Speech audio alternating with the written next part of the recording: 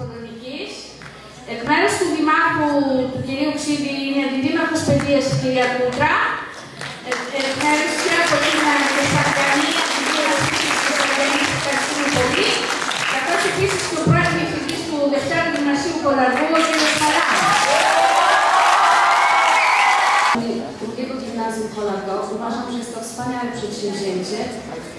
Naszym tematem było przedstawienie II wojny światowej oczami dziecka, które mieszka i w Polsce, i w Grecji. Każde dziecko wydarzenia wojenne widzi tak samo. Dlatego uważamy, że jest to właśnie w tym momencie, tego dnia, ważnego dla Grecji, ale także związanego z polskim wrześniem, bardzo ważna uroczystość. Serdecznie witam Pana Ambasadora. Bardzo dziękuję za przybycie.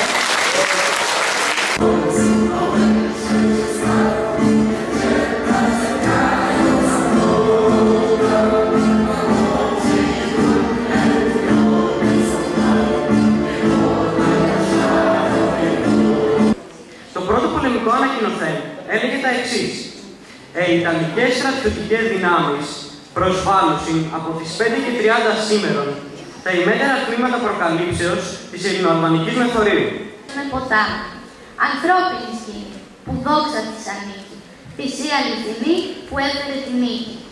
Το γιο της ξεπροβόδισε με τόσο λόγο απλό.